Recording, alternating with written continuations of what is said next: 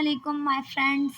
Today we are discussing about a play Cherry Orchard that is written by Anton Chekhov, and we are also covering their characters, their summary, and the critical analysis. And I will more focus on critical analysis because her exam में यही question किया जाता है, do the critical analysis, and nobody ask about to write summary. So let's get start our lecture.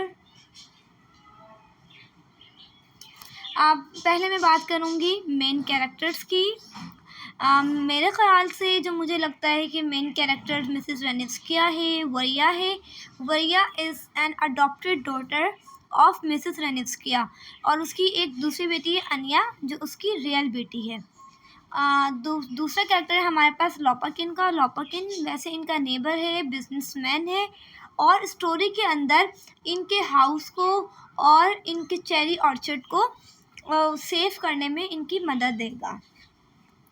मैंने बहुत कम characters बताए हैं, लेकिन थोड़े और भी कैरेक्टर्स हैं और मैं बहुत ब्रीफली समरी बताऊंगी। मैं कोई डीप में नहीं जाने वाली हूँ क्योंकि there are 100 of video about summary, तो मैं क्रिटिकल एनालिसिस के ऊपर ज़्यादा फोकस करूँगी। समरी देख लेते हैं। बहुत छोटी सी करके मैंने बुलेट्स बनाए ताकि आपके माइंड में एक आइडिया क्रिएट हो जाए, हाँ भाई इस बारे में ये समरी लिखी हुई है, इस बारे में हमारा ये प्ले है। The cherry orchard is a play by Anton Chekhov. मैं ऑलरेडी आपको बता चुकी हूँ कि इसकी जो राइटर हैं वो एंटन है। So, what's the second point? Second point is it's about a family who is facing financial ruin and trying to save their cherry orchard. The family doesn't want to lose their beloved home, but they can't afford to keep it. They consider selling the cherry orchard, but they can't bring themselves to do it. In the end, the cherry orchard is sold, and the family is forced to leave their home. मैं आपको अब इसका पूरा idea बताती हूँ। इसके अंदर क्या लिखा है। ये स्टोरी जो है एक फैमिली की है जो पहले तो होती है बहुत ज़्यादा वेल सेटल्ड फैमिली जो अपर क्लास में आती है, लेकिन कुछ उनके साथ ऐसा होता है कि वो फाइनेंशियली वीक हो जाती है। अब उनको जो घर में रह रहे होते हैं वो लोग, तो उस मसले मसाइल के तहत उनको वो अपना घर सेल आउट करना पड़ जाता है। लेकिन उस घर के अंदर एक चीज़ है जो कि उनके दिल के बहुत करीब है, जिससे वो बहुत मोहब्बत करते हैं और उनकी बहुत पुरानी है वो। That is the cherry orchard. Cherry orchard क्या होता है?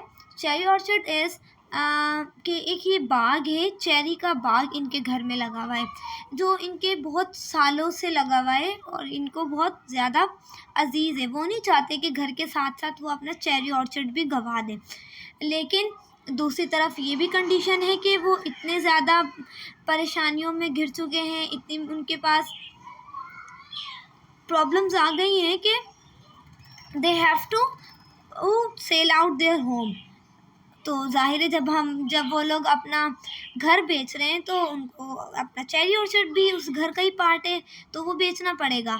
तो सब लोग इस ड्रामे के अंदर इस बात के ऊपर परेशान हैं, लेकिन एट द एंड क्या होता है, पूरा घर बिक जाता है। उस घर को इंटरेस्टिंगली कौन ख़रीदता है? लोपाकिन, जिसको मैंने स्टार्टिंग में ये बताया है कि वो मदद करेगा उनके घर को बचाने में, लेकिन वो एंड में क्या करता है, घर खुद ख़रीद लेता है और चेरी ऑर्चर्ड भी ख़रीद लेता है, लेकिन वो चेरी ऑर्चर्ड को कटवा देता है, जिसकी वजह से जो रेनिफ्स्किया है इस ड्रामे में वो बहुत ज़्यादा सैड होती हैं और वहीं पे the drama ends.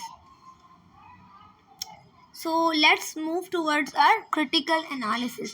Critical analysis इस ड्रामे का बहुत ही ज़्यादा मैंने एक आर्टिकल लिखा हुआ है किसी का, उनसे मैंने क्रिटिकल एनालिसिस लिया है, यहाँ पे मैं रेफरेंस दे रही हूँ।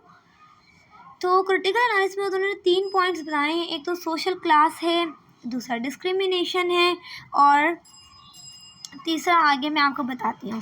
सोशल क्लास के अंदर ये बताया है, the cherry orchard shows a big difference between the upper class and the lower class. The rich characters like madam Ranevskaya and her family belong to the upper class. They are used to having lots of money and not having to work. On the other hand, the lower class character like Lopakin used to be a poor that have been become successful। आगे आप लोग ये खुद ही read out कर लेंगे पूरा paragraph, मैं direct आपको एक्सप्लेनेशन देती हूँ। इसमें ये बात लिखी है कि इस ड्रामे के अंदर क्लियरली सोशल क्लास डिफरेंस का फ़र्क बताया है। सोसाइटी में हम देखेंगे, अपने लुक अराउंड करेंगे तो अपर क्लास होती है और एक होती है मिडिल क्लास।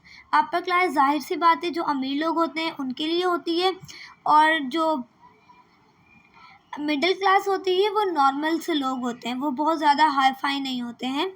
तो जो कैरेक्टर्स हैं, रेनिस्किया का कैरेक्टर और उसकी फैमिली बहुत अमीर होती है, पैसा खर्च करते हुए देखती नहीं है। तो ये दिखा रहे हैं कि ये अमीर फैमिली है, ये अपर क्लास है। इनकी क्लास क्या है, सोशल क्लास क्या है, कि अपर क्लास में आते हैं। और on the other hand we have the character of Lopakhin. Lopakhin is a poor man. Poor man नहीं, we can say it he is in middle class family. तो ये एक मिडिल क्लास फैमिली से होता है, जो कि बहुत ज़्यादा वेल सेटल्ड नहीं होता है। हाँ, ये अपने आप को सक्सेस करने के लिए he is use to be a success, he is use to be a hard working to become a successful man. तो इस ड्रामे में क्लियर बताया गया है कि दो क्लासेस हैं सोसाइटी में, एक होती है अपर क्लास और एक होती है मिडिल क्लास। दूसरा, यहाँ पे बहुत डिस्क्रिमिनेशन दिखाया गया है। How the discrimination is appears in the drama, इस तरह दिखाया है कि जो एक कैरेक्टर है, there is a character name fits. He is an old servant who used to be a serf. Serfs were like slaves in the past, and First represent the mistreatment of lower class people. Even though First is loyal to the rich family, they ignore and neglect him. This shows how people from the lower class were treated unfairly by the upper class. इसमें ये है कि एक character है यहाँ पे फर्ट्स का, फर्ट्स नाम से कैरेक्टर है जो बहुत पुराना स्लेव है। वी कैन नॉट से हिम अ स्लेव। ये जो है काम कर रहा होता है इनके घर में, बहुत पुराना और ओल्ड है, ओल्ड वर्कर्स में आता है। लेकिन क्या करते हैं, जो अमीर इनकी फैमिली होती है रेनिस्किया की, वो इसको अच्छे तरीके से ट्रीट नहीं करती, मिसट्रीट करती है, इसको इग्नोर करती है, इसको देख के अनदेखा कर देती है। और जिस तरह एक इंसान के साथ हमारे राइट्स हैं कि हमें किसी को इन्फीरियर और सुपीरियर नहीं समझना चाहिए, लेकिन इस ड्रामे के अंदर दिखाया गया है कि फिट्स को इन्फीरियोरिटी का शिकार दिखाया गया है कि वो इन्फीरियर है। और यहाँ पे ये दिखाया गया है, this shows how people from the lower class were treated unfairly by the upper class, कि जो अपर क्लास के लोग होते हैं वो किस तरह गरीब लोगों को, लोअर क्लास के लोगों को अनफेयरली मिसट्रीट करते हैं, जो कि बहुत गलत चीज़ है। इसे कहते हैं बारीकी से ड्रामे को देखना। हालांकि फिट्स का कैरेक्टर बहुत ज़्यादा फेमस नहीं है, इवन दो हमने बारीकी के साथ देखा है कि कहाँ पे किसके साथ क्या पॉइंट हो रहा है, क्या चीज़ हो रही है। That is actually the critical analysis. Last है हमारे पास क्रिटिकल एनालिसिस का heading, class conflict. Class conflict ये होता है कि लोगों के दरमियान में क्लास का, जैसे अपर हायर क्लास होती है ना, अपर और लोअर क्लास एक माइंड बन जाता है, माइंड सेट हो जाता है। देखते हैं अब क्लास कॉन्फ्लिक्ट में क्या बात लिखी है। Class conflict is a big theme in the cherry orchard. As the rich Reniskia family faces financial problem, they might have to sell their estate, which includes the cherry orchard they love. Lopakin, who is from the middle class, suggests cutting down the orchard and using the land for business. However, the rich family doesn't want to let go of their history and lifestyle. This conflict between the old upper class and the rising middle class shows a struggle for power and changes happening in the society. अब यहाँ पे ये बात है कि जो लोपाकिन है, लोपाकिन वो घर खरीद लेता है। घर खरीदने के साथ साथ उनका चेरी ऑर्चर्ड भी उसी का पार्ट है घर का।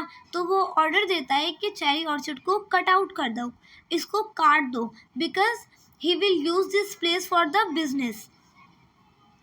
अब वो अपने बिजनेस के लिए वो जगह इस्तेमाल करेगा।